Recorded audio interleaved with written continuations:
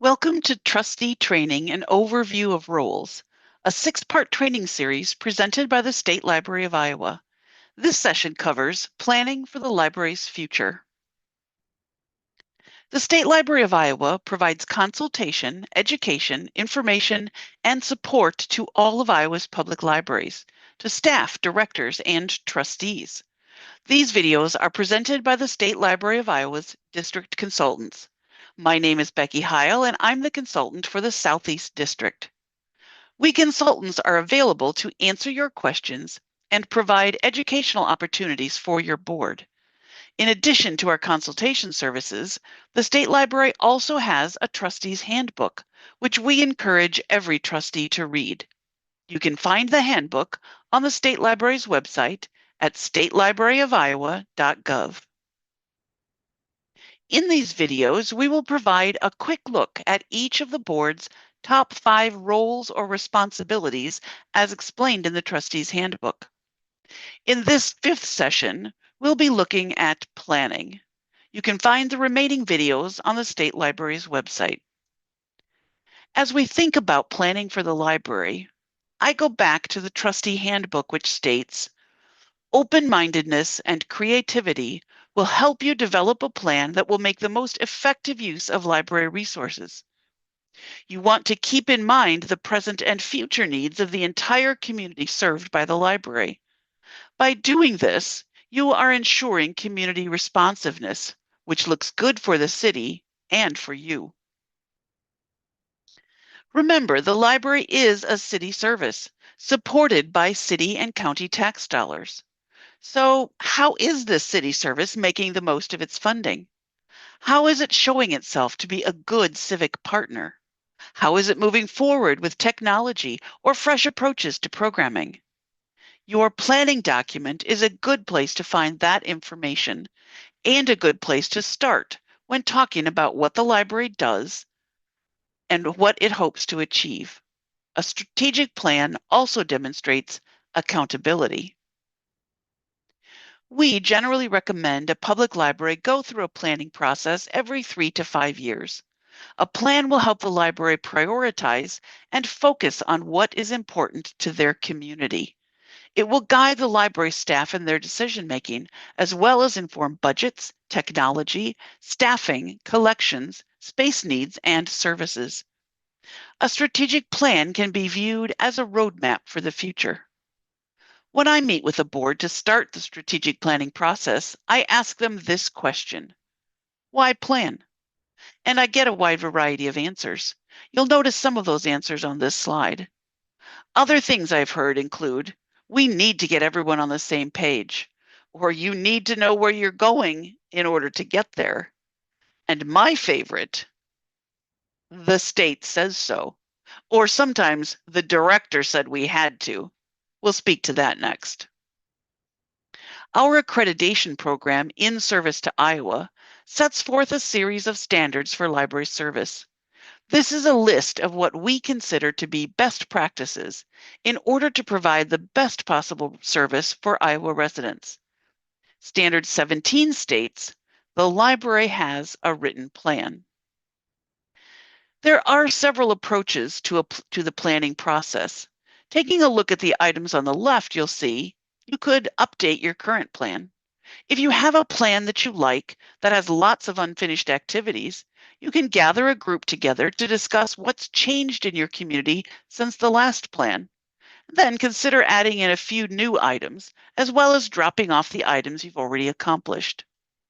You might also choose to do a 1-year temporary plan. Sometimes a library gets in a time crunch and can't complete a full plan in time to be accredited. You can do a 1-year plan, which always should include a goal of starting the full planning process. You may be invited to participate in citywide planning. Occasionally, a city will embark on a planning process and ask the library to be part of it. This is a great way to ensure the library remains part of the overall picture of the city. One of my favorite ways to work on planning is a pared down version of the Public Library Association's model, Strategic Planning for Results. This is the model the district consultants have been using for many years. Although the process is still valid, it is getting outdated and has been replaced by a newer model. So now we incorporate methods from both of those PLA models, the new and the old. Of course, you can also create your own process or use a combination of any of these. There are also several methods for data collection to help inform your planning process. We are trying to get information from the community about their needs and wants. On the right, you see a variety of ways to gather community information. As I mentioned, there are many ways to build a strategic plan, but no matter what process you choose to use, there are a couple of essential parts: community input, a mission statement, customer goals, and measurable objectives or activities. We also ask that you build some type of evaluation into the plan. And of course, we don't want the plan to sit in a desk drawer. The whole point of this plan is to create action. Now, let's take a closer look at each of these elements. The first step in the library planning is looking outward, not inward. What is your community like?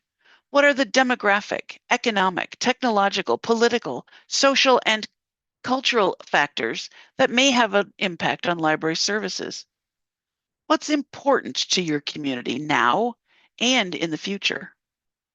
To answer these questions, you need to gather information about the community and involve stakeholders such as city officials and business leaders, along with cultural, educational, human services, and social organizations. This could include focus groups, surveys, and studying demographic and census data. When using focus groups, we usually start the process by asking community stakeholders to define a vision for their community that is served by the library and to identify what needs to happen in the community in order to reach that vision. These community needs provide the framework to determine how the library can make a contribution toward achieving the community vision. This in turn helps to answer the question, what difference does the library make? Many libraries are also adding a vision statement and a core set of values to their strategic plan.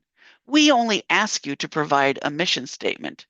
But here's how those three things can work together. The mission statement explains your purpose. It should be a one-sentence statement describing the reason an organization or program exists. This is a practical, tangible tool you can use to make decisions about priorities, actions, and responsibilities.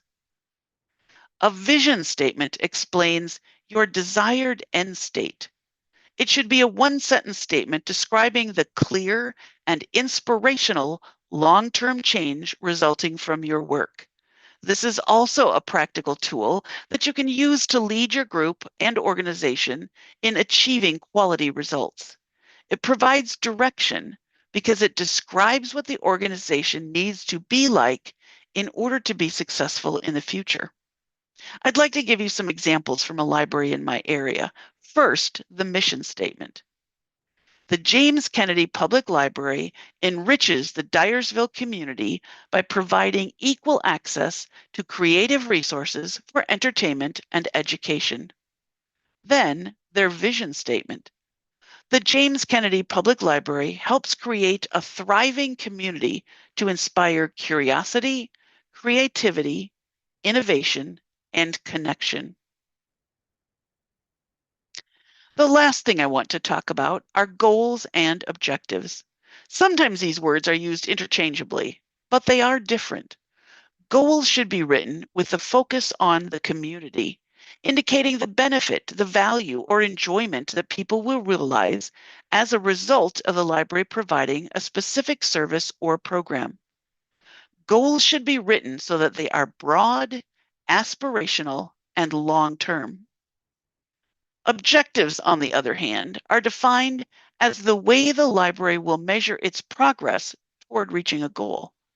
You may have heard the acronym SMART objectives: specific, measurable, obtainable, relevant, time-based. For our purposes, we suggest every objective contain at least these three elements: a target audience, a measurement, and a date or time frame. Using this definition of objectives actually incorporates many of the ideas from the next step of actions, or sometimes called activities or initiatives. To really drill down into that action plan, you could also include the resources you need to accomplish the task, as well as who is responsible. I always like to end my first planning session with a board with this photo. At this point, we're uncertain of the outcome. We don't know how the plan will look or how the library might change, but we are on the right path. You can't see around the corner, but there are exciting possibilities ahead. This concludes this session. We hope you'll watch all of the sessions in this series, which are available on the State Library's website at statelibraryofiowa.gov.